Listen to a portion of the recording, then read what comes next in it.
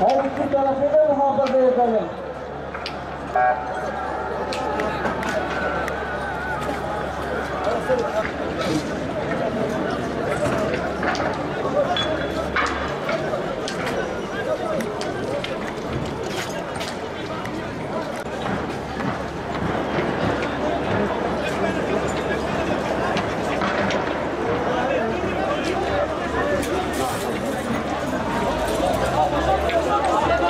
6-8 Ekim Amerika projesiydi. Devlet içinde örgütlenmiş ordu ve emniyet teşkilatlarının adeta ele geçirmiş FETÖ ile PKK'nın ortaklasa hayata geçirdikleri bir projeydi. Bu satılmış örgütler bizzat emri Amerika'dan almışlardı.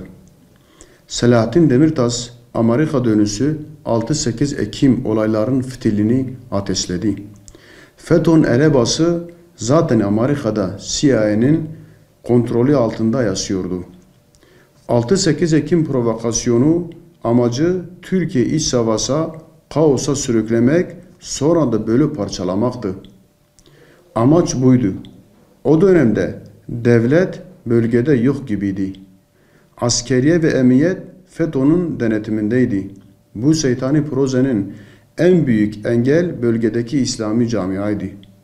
Onlar da bunu bildikleri için ilk aşamada İslami camiaya saldırdılar.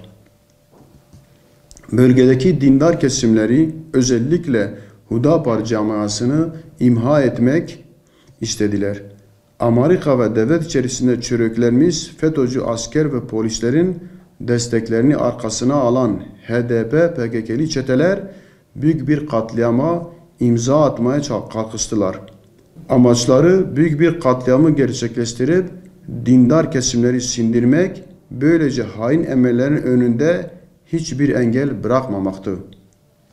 Ama dindarlar bu korkunç vahşet ve saldırı karşısında paniğe kapılmadılar.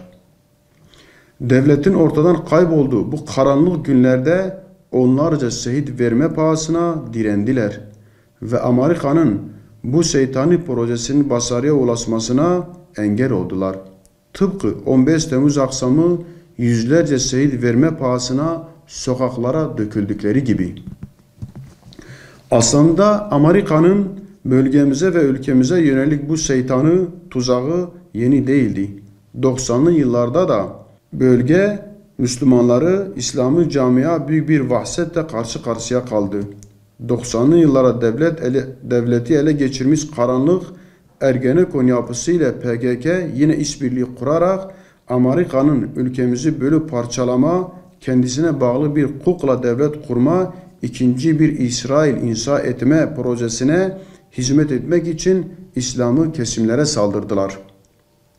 Çünkü bölgedeki dindarlar İslami camia o zaman da hain emeller önündeki en büyük engeldi. 90'lı yıllarda sözde Kürt milliyetçisi PKK, Kürt halkına yönelik büyük bir katliamı gerçekleştirmiş, Kürt halkının varlığını inkara yeltenecek kadar asimilasyoncu politikaları hayata geçirmişti. Kemalist, ulusalcı elitlerle birlikte İslam'ın kesimi bölgede atma, katlederek sindirme çalışmasını başlattı. Lakin dindarlar, Müslüman gençler canları pahasına bu hain projeye direndiler. Hainlere geçit vermedi.